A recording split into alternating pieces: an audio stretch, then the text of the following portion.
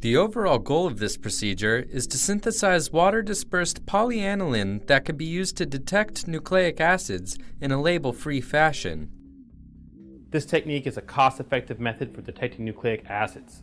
Labs that adopt it will find it easy, robust, and sensitive. The main advantage of the technique is that it is label-free and can be used to directly detect RNAs and DNAs without the need for enzymatic manipulation. This technique has potential for new diagnostic technologies, and since it doesn't use a label, it can be used for processing patient samples with little manipulation.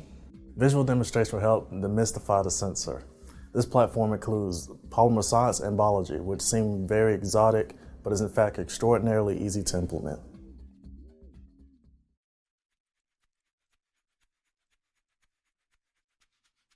Dissolve aniline completely in 60 milliliters of chloroform in a 250 milliliter round-bottom flask. After stirring at 600 RPM for 5 minutes, cool to 0 to 5 degrees Celsius with ice. This usually takes 15 to 20 minutes. Next, add sodium dodecyl benzene sulfonate to the aniline solution in a round-bottom flask while stirring at 600 RPM. Dissolve ammonium persulfate in 20 milliliters of water and add it dropwise over 30 minutes to avoid overheating the reaction.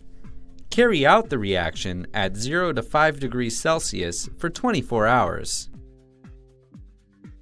Observe the reaction mixture initially turn milky white after 15 minutes, then dark brown after 2 hours, and finally to dark green after 24 hours.